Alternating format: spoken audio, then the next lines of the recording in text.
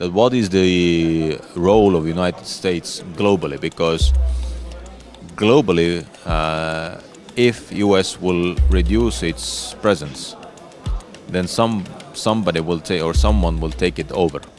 Clearly, the Ukrainians have the superior will to the Russians. It remains to be seen, our leadership, does it have superior will to Vladimir Putin?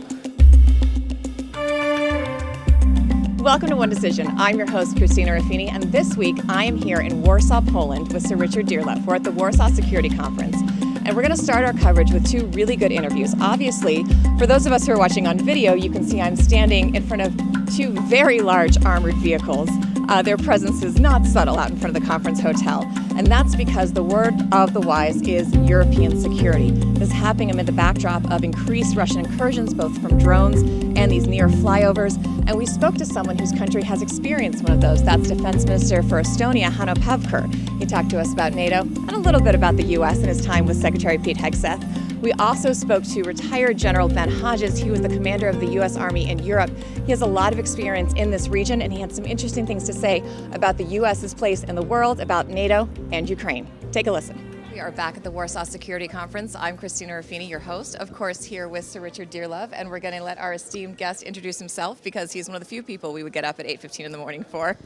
Good morning. It's good to see you, Christina. Nice to and see of course, it's good to be here. And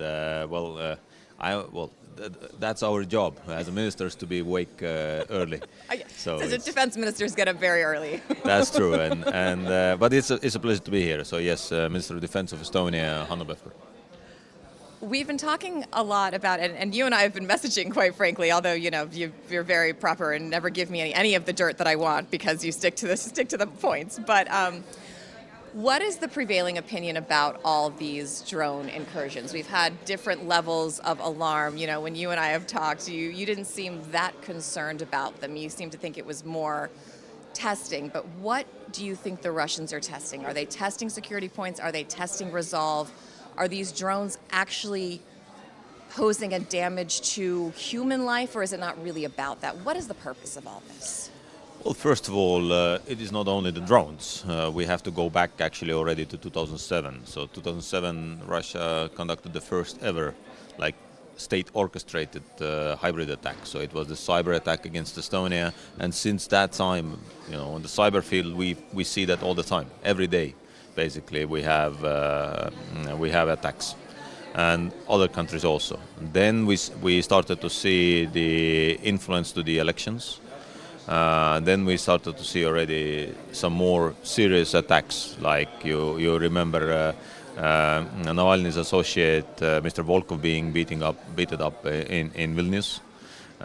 Then we started to see also some other influences, like serious influences already to elections, latest in Moldova now. Yeah, we do want to talk to you about that as well. And then we saw that they started to test already on a totally new level, to test where is, or scratching the surface of NATO, that what is the Article 5 threshold.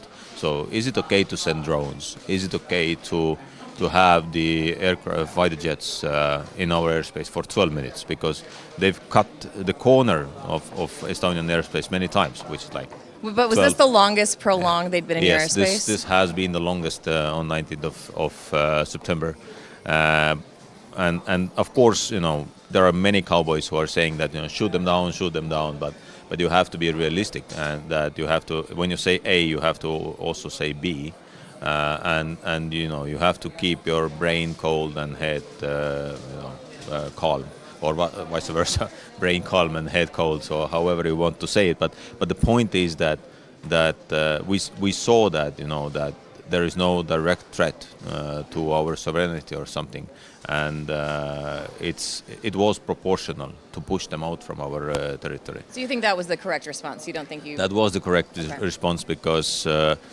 First, MiG-31 is a quite old plane, so I remember them from the Top Gun movies in the 80s. Exactly. So you cannot hide anything into the belly. So F-35 you cannot see anything. With MiGs you see immediately. So it was just air to air. We knew what they had, and we also saw the trajectory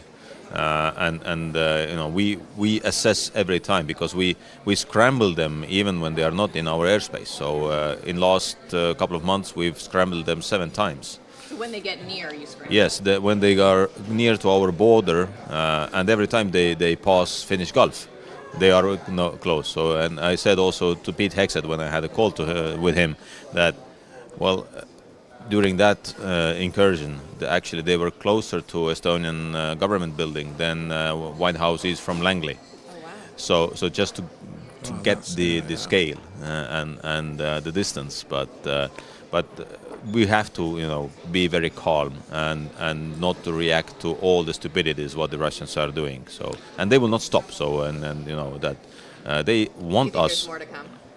Absolutely, and they want us to escalate. So they are escalating actually, and then claiming that we are escalating. So it's always like this with Russians. But is this central? I mean, you're in a pretty unique position in Estonia, so you must have sort of insights into their thinking. Is this locally driven? Is it centrally driven? I mean, is it the command in Kaliningrad, or is it sort of Moscow driven? In Russia, nothing is decentralized.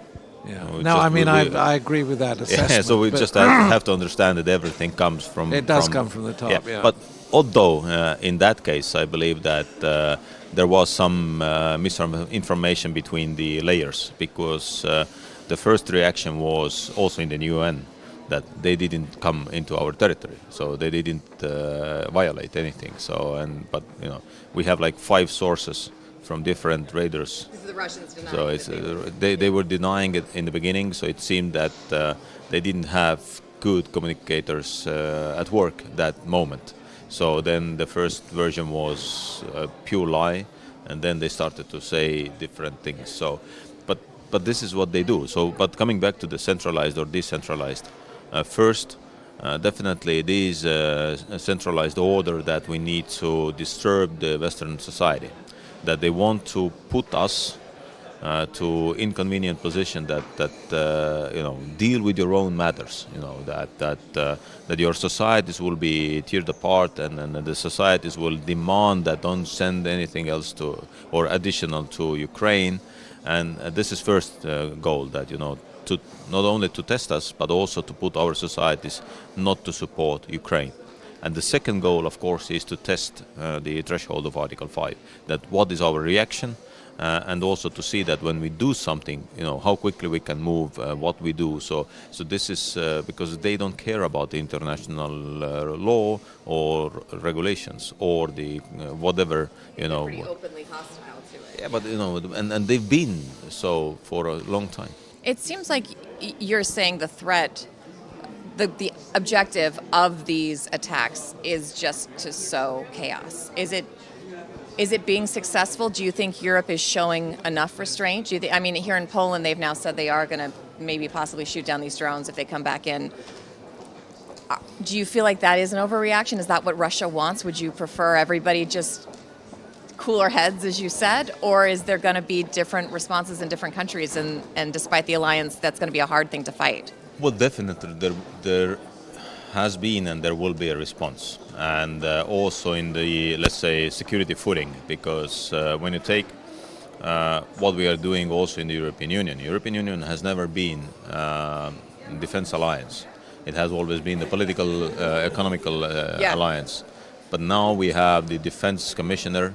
Defense commissioner is heavily looking into the cooperation among the eastern flank countries to have the eastern flank watch, or as he says, or we say that Baltic defense line together with the counter-drone, counter-UAV capabilities. So yes, we are also investing taxpayers' money to be more protected. And this is a burden for all of us, and Russia is the cause of that we had to raise taxes to have 5% into defense. We had to cut the budget to have 5% into the defense. And we You're at 5% now, We right? are at 5% starting from 1st of January. Okay. So, and we will go up to 5.6, but this is core defense, not like we agreed in The Hague that we have 3.5 plus 1.5. Yes. So we have 5% starting from 1st of January. So, but the point is that what Russians achieved in a way is that, yes, NATO is stronger. Yes, we have Finland and Sweden. So in strategic calculus, they made huge mistakes. Are they making the same mistake again with the drones? Well, they're making this mistake that yes, we will be more prepared. Yes, we'll be more resilient. This has been, in a way, also the same in the history, that they want to achieve something, but the end result is exactly the opposite. You mentioned European defence policy and the role of Brussels, particularly in building funding and, as it were, more spending on defence. What about the issue of sort of coordination of European Brussels-driven policy with NATO policy? I mean, does that create a problem in Estonia, or is it a sort of smooth relationship between these two elements? Well, one thing what is good, I mentioned that European Commission is also now seeing that we will invest, and also for the next MFF, so which is the European budget for 7 years, financial framework. This has never given or foreseen so much money for defense. Defense matters, and to be honest, I've always said that we can have common agriculture policy, we can have infrastructure projects, but when you're not free, it's not meaningful to put any money to that. So this is why I'm happy to see that European Union has understood that we need to focus also on defense matters. But the point of the European Union is to bring countries to one table and to finance different common projects, because defense planning, pure defense planning, what we do and how we do, this is NATO, and then this will never change. And this has been my very clear position that the European Union will not have its own army. It is a NATO army, and NATO will do the defense planning. So regional plans, capabilities we need to have, practical cooperation, trainings, exercises. So this is all NATO. European Union can help countries to finance that. I do want to ask you about Pevkur. You brought him up. You guys had, seems like a bit of a vibe going on a visit. I remember some social media stuff of the two of you. What's your impression of him? Well, I would say that, as always, one thing was what you see on the media or in the media, and the other thing is what people are saying and how they behave when you talk to them privately. But you seem to have a good rapport. Well, we have a good relation, and I also had a very good relation with Lloyd Austin. So this is this is my message also, that that it is not about Republicans or Democrats. It is about the country. And when the people of that country have chosen and made a choice that these are the White House or Pentagon governors, then leaders, then this is their choice. And for us, also the same for us. So I'm not the Minister of Defense for all the years to come. So there will be a change. But that doesn't change the relations between Estonia and the United States. So this has been very good, and we have to have these good relations with different approaches. So in a way, I clearly see that that Pete understands what is on stake. But also, it's not only him; it's also his team. It's Bridge Colby, the secretary of the veterans, and also army secretary. So there are different people, and they have different perspectives on and different perspectives. Yeah. So pretty openly reported. Exactly. Yeah. So this is important, that at the end of the day you will have one position, and this position will be also then fulfilled, or executed. So this is important, but of course we see also that White House is playing maybe a bigger role when before coming also, or looking also at not only at Pentagon but also State Department. That's so true. So this is what we see, that the White House is taking more decisions. I mean, we have a really good result in the Moldova election with Sandu looking as though she's got an overall majority in her own right. I mean, this must have a big psychological impact in the Baltic republics, because you're vulnerable as well. So I'm quite interested to know what the reaction has been to this result. Well, the reaction is good, and it gives hope in a way that the margins were so good. I think So that because they it were was very narrow. remarkable. Yeah. So and this is good that the Russians didn't succeed again. So they put a lot of money into that. Yeah. So and in a way, we've seen, and it's the same also in the Baltics and in some other countries. That when you really have to bring the society together and to show what it is on the stake, then people will say. It was the same with the election of Maia Sandu. Then the margins were even closer, but still, the people said that we want to be in Europe, we want to be in the West, and of course, this is a good message not only for Ukraine and Moldova, but it is a good message in general that Russia will not succeed when, of course, we can also help them to identify those frauds or interferences. So we need to be there also. So this is why, for instance, Estonia is helping to buy military equipment for Moldova. So we are giving our share to that. Some are giving something else. So, but the point is that those communities, those countries who are still on the edge, we need to help them because our society is quite strong today. So we do not see that there might be something like that. But that doesn't mean that Russia doesn't want to interfere into our elections. Yes, they want, or yes, it wants. So this is the reality. So it was a good result. Now we have to continue with the foreign government, and still. It is important also to see that this narrow margin, which is over now, it stays, and there are others who will support Sandu's party.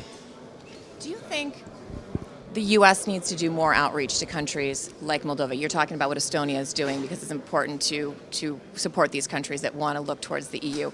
I remember when I covered the first Trump administration with Pompeo, we spent a lot of time in Eastern Europe. He was very big on this because he'd been an officer during the Cold War. He'd been on the front lines. I feel less of that from this administration. Do you think that's a missed opportunity by the United States?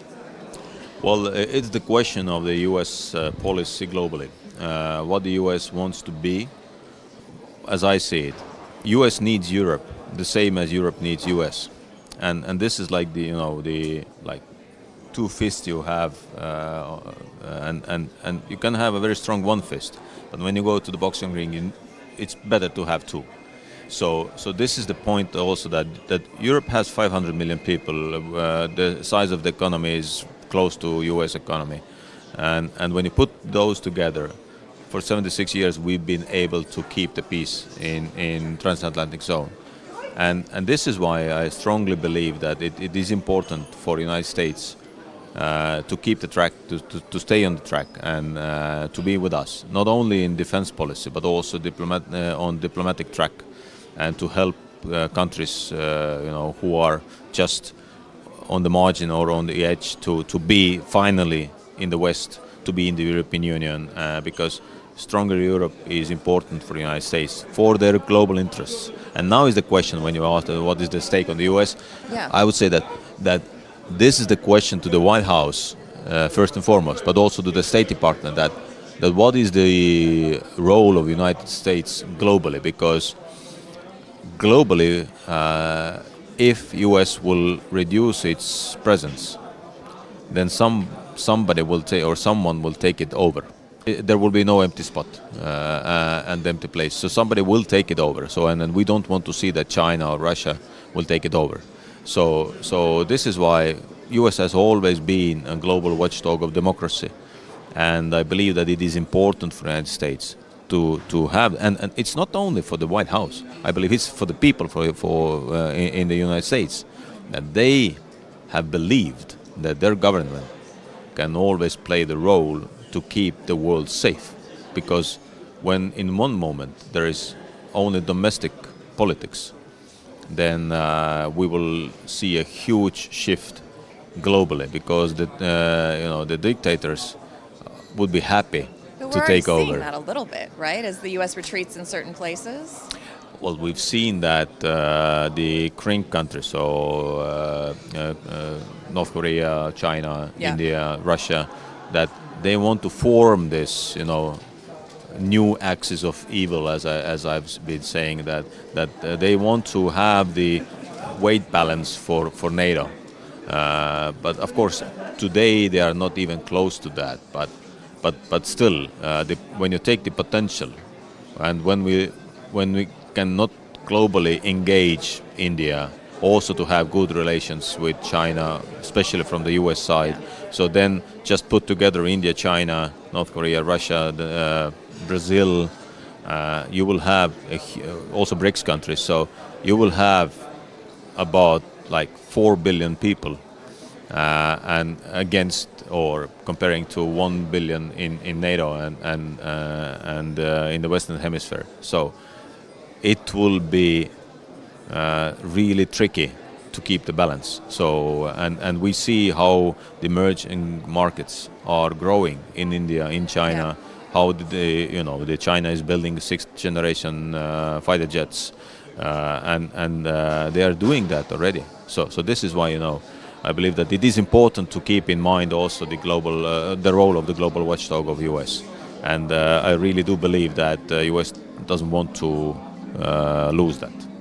Minister Pevkur, we're getting the sign that you have another meeting to go to. Thank you so much for spending the time. We really appreciate it. Thank you very much. Always happy to come back again sometime. Thank you to Minister Pevkur. We want to turn now to our interview with General Ben Hodges. He was one of the big speakers here. And if you're listening to our interview, it's because we're in the middle of the lobby and you can hear delegates coming in and out, lots of security details. But it's a really interesting and very detailed conversation with a guy who, frankly, knows what he's talking about. Let's take a listen. Hi, and welcome back to One Decision. We are here at the Warsaw Security Conference. I'm Christina Ruffini, and I'm here with my co-host, Sir Richard Dearlove, and our current honored guest is General Ben Hodges, who is commander of U.S. Army Europe. What is the issue that everybody's talking about? What is the thing you're being asked about the most?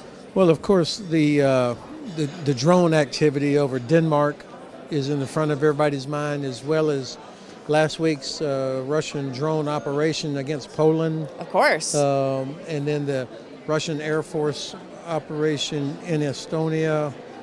These are the things, and I don't think people are confused anymore about who the bad guy is or who the aggressor is, but they still are not sure what to do about it. And you've got a full range of, shoot everything down to, let's don't overreact. And well, that's one of the things we've been talking about is he testing security responses, or is he testing the alliance, or both? Is he doing exactly what you just said, dividing by having people react differently and want to respond differently? I don't think those are exclusive. There's no doubt they're probing to see what reaction times, how do we react, levels of readiness. That would be a part of it. But the part that is more dangerous is keeping people on edge. People are worried, and the Russians are showing that they get to decide when we work. You've got this big EU summit happening in Denmark this week, but airspace is being turned on and off because of these drones. So the Russians are in effect saying, we decide when you meet. Yeah. And so this is this power leverage. And then, of course, while this is all going on, you still got 3 Shadow Fleet oil tankers a day heading out of the Baltic Sea, right past not only Baltic countries, but Finland, Poland, Germany, Denmark, Sweden. So this is all part of an effort to keep us off balance. But there's also a theory that I was reading about recently, and I've discussed it with others, that this is also, a classic Putin distraction, because things in Ukraine may not be going quite as the Russians would like. And in fact, there's an argument to say that they're in a fragile position economically. They may be at peak performance in Ukraine now, and the slope is downward. And the Russians have always been brilliant at opening up another issue, making you turn your attention to that, whilst the main subject, which is the war in Ukraine, ain't going quite so well as they'd hope. I don't know whether you agree with that. Well, the way you said it is even better than I could have said it. I think that's exactly right, that Russia, after 11 and a half years of war, and going to keep emphasizing this war started back in 2014. Yeah. So after 11 and a half years of war, Russia still only controls about 20% of Ukraine. The Great Black Sea Fleet, gone. The Great Russian Air Force failed its main task of air superiority and interdiction, not at all. The Army has barely gained any meaningful ground over the past almost 2 years, year and a half, at enormous cost. So the Russians, the only thing the Russians can do, and will keep doing, is killing innocent civilians with their hundreds of drones every night on Ukrainian cities. But they're not going to quit just because the Ukrainians kill a lot of Russian troops. They only will quit when they realize that they can't win and that the West commits to helping Ukraine actually win, not this we're with you for as long as it takes nonsense. So I think on the ground, while it sucks to be a Ukrainian soldier sitting in a trench in Pokrovsk, the fact is they have stopped the Russians, and the Russians don't have the ability, like their grandfathers did, to overrun, break through, exploit. That doesn't exist. But the other thing that worries me is that we're teaching the Russians in this war how to fight a conventional war, which they were clearly really ill prepared for when they started this in 2014. So in a way, there's a sort of irony behind the conflict, because you're making the Russian military more effective over time. The longer the war goes on, that worries me as well. The fact is, Russia's economy, I do subscribe to the theory that their economy is in deep trouble. Ukrainians have put their finger right on the bruise that is Russia's vulnerability, its oil and gas infrastructure. But if they cannot export oil to India, China, Turkey, and others, then they cannot sustain this war past next year. So continuing to hit that. And it's interesting that, and you would know this from your professional background, Russia's great strength over the centuries was its vastness. I mean, no invading. Just a numbers game. The distances, the czars, Stalin, everybody could always just kind of keep withdrawing, and allow the invader to overextend and be swallowed up. Now, that vastness is a vulnerability because they cannot possibly protect all of the infrastructure. The Ukrainians, of course, know this better than anybody. They now have weapons that they are making that can reach all the way to terminals for export. They just don't have enough with the big warhead on them yet. So this is where we could help. The point is, the Ukrainians have made it clear that that there's no part of Russia that cannot be touched. And so this vastness is a vulnerability. So they're constantly having to decide, where do I put my air defense? Do I defend logistics sites, transport, oil refineries, barracks, whatever? You said that the U.S. and Europe have got to stop holding back and give Ukraine what it really needs to win this war, be all in. You just mentioned it a little bit, but what do they need that they don't have? Where does it need to come from, and how does that happen? Well, as President Zelensky said, the most important thing that the West could contribute would be a statement that we want Ukraine to win. We want Ukraine to be able to regain all of its sovereign territory, 1991 borders. That's our objective because it's in our interest. It starts with, what is our strategic objective? What do we want to have? What do we want it to look like when this is all over? And no administration, the Biden administration, Trump administration, has never done that. And frankly, I haven't heard that from most European governments either. No, okay, to say we want Ukraine to win, and this is how it should look like. Instead, it's we want to have a better negotiating position. So the second thing, though, I think that Ukraine needs is a commitment to deliver long-range precision strike capability. That's how you defeat Russian mass, is with precision. Is you take out headquarters, you take out logistics, you take out oil and gas infrastructure. Without those things, it doesn't matter how many tens of thousands of unlucky privates they have out there on the steppes. I mean, I've heard a suggestion also, and I think it's quite controversial, that America could supply certain bits of kit like Warthogs, which could change the infantry battlefield and make the A-10s, because there's a ton of them sitting in a desert in Arizona, completely unused apparently. I mean, is anything like that really practical or not? Well, first of all, we have consistently underestimated Ukraine's ability to take something and get the most out of it. Yeah, amazing. I mean, I remember in 2015 when I was still the commander of U.S. Army Europe, and the Obama administration made the decision to provide the Q-36 radar to the Ukrainians. There was still no lethal aid, but this radar is a counter-fire radar. It's intended to detect incoming rockets, artillery, etc. And so it provides early warning, obviously, but it also provides the location, the point of origin. Exactly. So you can shoot back. You can shoot back, yeah. Right, that's it. And I mean, I was very familiar with this. This is old kit. What we discovered, it's much better than I ever knew. We put it in the hands of the Ukrainians, and they figured out how to really exploit that. And I had no idea. Of course, I've never been under Russian artillery fire. They are very good at it. But this has been true of everything else we've given them. Now, to provide A-10s, for example, every infantry soldier loves A-10s because of what it does. Yeah. But to be honest, that would be a policy decision. And I'm going to sound a little bit like a scratched record. I would much rather see us say we want Ukraine to win, and we're going to give them every capability they need to win. If that means A-10s, great. But you know what? A-10 is not self-sustaining. There's always a huge maintenance package that comes with these things. They go through a lot of ammunition, so it's not.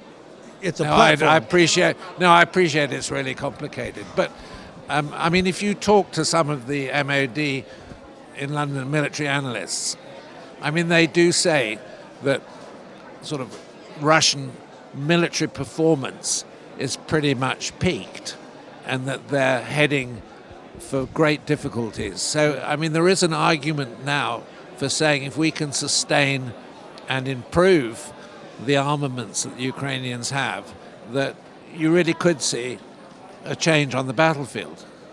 Yeah, I completely agree with that. Of course you know, and most of your listeners know, that soldiers and units and pilots, they don't just pop out of a box. I mean, you've got to bring them in, you have to train, build up, and you have this, what we call the institutional army, which is responsible for recruiting and training and equipping and then taking civilians and putting them into operational fighting force. So that takes a lot of time, and Russia's institutional army has been shredded. They don't have a lot of experienced sergeants and officers still around. The famous Russian airborne division, which is, most Ukrainians say they were always the elite of the elite. They're like on their third generation of people. The only thing that's still there is the shoulder patch. They've been wiped out 3 times. Same with the Russian Marines. So you can't just sustain that level of capability. You have to replenish it. And when you think of the casualties they've had, who's going to train all the new troops? It's more than just having bodies available for the meat grinder. So to answer your question, yes, again, if we made the decision or recognized it's in our interest, all of Europe, US, UK, Canada, that Ukraine wins and Russia is defeated and forced to live inside their own borders, it would be worth every penny, and not one American or British soldier would have been killed in the process. But do you think you're getting any closer to that, given, we've had people say that the U.S. president says a lot of things and they're going to wait for the policy, but it does seem like these recent remarks from Trump saying he's convinced now that Ukraine could win this war.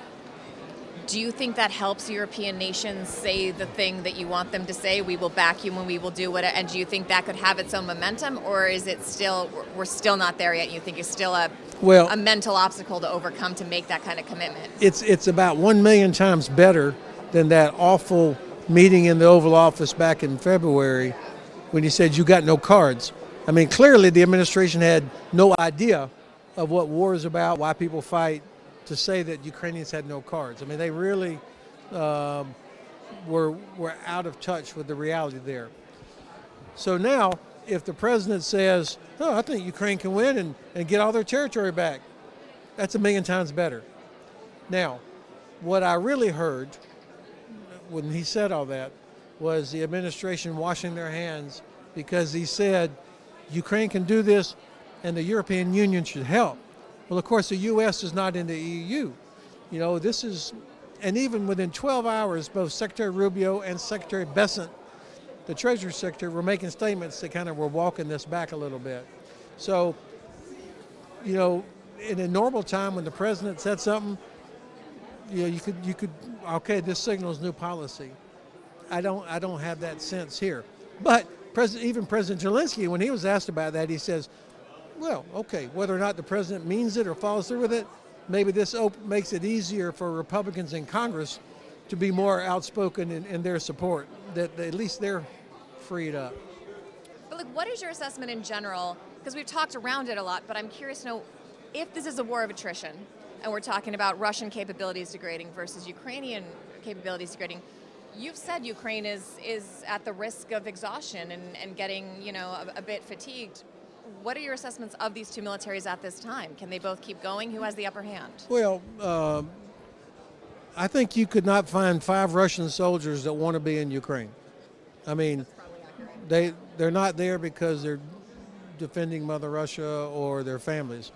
Every Ukrainian soldier is there defending, you know, literally their grandmother lives in a village behind them somewhere. We know from history that war is a test of will as much as it is a test of logistics. And clearly the Ukrainians have the superior will to the Russians. It remains to be seen, our leadership, does it have superior will to Vladimir Putin? They need a strong defense industry and all that stuff as much as they need brigades. And the way the war is right now, if they can continue to produce and improve their own defense industry, their long-range strike capability and counter-drone and do these things, I think they're smart not to put as many people out into the kill zone as possible. On the other hand, I would also say the government still has the responsibility to earn the confidence of Ukrainian families that their son or daughter or brother or sister or whoever, if they do decide to join or if they are conscripted, that they will not be sent into combat until they have been properly trained, properly equipped, and get put into a unit that is ready to go. So that's a contract that the government has, and I think right now you still got a lot of Ukrainian families remember the old prison armies of the Cold War days. Secondly, they have not yet made the decision to look at the tens of thousands of women that want to fight. I mean, they still have yes, there are thousands of Ukrainian women in uniform, but they still tend to be in traditional roles versus being out there killing Russians. And I think, U.S. Army, 20% female. We did that because we had to. And also we discovered that, they're much better than men are at most things that you need to do in combat anyway. I'm not throwing a bouquet to anybody, it's a fact. And so I think Ukrainians are going to have to address that. Also, I covered the start of the war here from Poland and was watching these Ukrainian women come across the border, having walked 30 kilometers in the middle of the night, hauling 2 kids, dogs, suitcases, just absolutely indefatigable. I remember I said to one woman, are you okay? What are you doing? Do you know what you're going to do? She said, what do you mean? I'm going to move forward. This is what I'm going to do. And I have to say, I would not want to come up against any of those women on a front line. They are a fierce force to be reckoned with. Yeah. You mentioned, and of course we all agree, war is logistics as well. How optimistic are you about the sort of coordination of European arms production? I mean, you've got some amazing developments like, the stocks of artillery shells and things like that, which are being built up at speed. You've got production of Patriots in Germany, but there is a necessary issue of coordinating and focusing that production, particularly with regard to supplying Ukraine? Well, it boils down to requirements and strategic objective. What is the objective? And I think more and more European leaders are realizing and saying that the best way to make sure that Europe is never involved in a war, or that NATO is never involved in a war with Russia, is to help Ukraine defeat NATO. So, the idea of producing capabilities that you give to Ukraine is a better investment than, if you have to choose, than just stockpiling ammunition for yourself. That's one thing. Second thing, I think that European countries are more and more cooperating in exactly what you're talking about in providing certain things. I don't know that it's obviously not exactly where it should be yet. And we're at a place now we should have been at least 2 years ago. The other crucial issue is American intelligence of the battlefield, supplied from Wiesbaden to the Ukrainian army. It seems, okay, that was cut briefly under Trump, I seem to understand. There was that 8-day hiatus or a 10-day hiatus. But in my view, there's nobody who can really replicate that for the Ukrainians, given the sophistication of your coverage. Europe, our allies, not just Ukraine, but our allies, should not assume that the U.S. will always be there to provide that. As we've seen, it can be turned off, and at least by this administration. Now, we're going to regret this forever, but that's a fact. And so I am hearing of some countries are starting to look for ways to plug that gap in U.S. capability. But I'm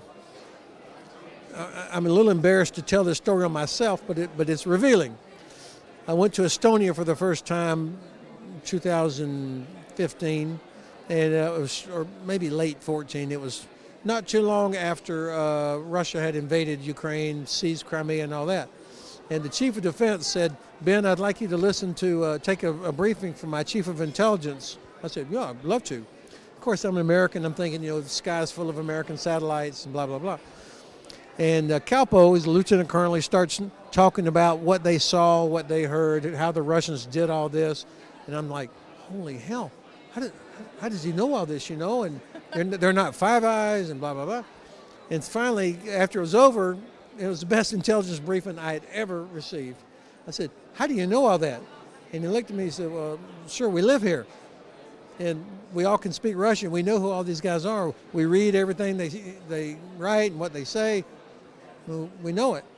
And I was like, man, just because they're not Five Eye and don't have 1,000 satellites doesn't mean they don't know what's going on. And so the real magic is not American satellites.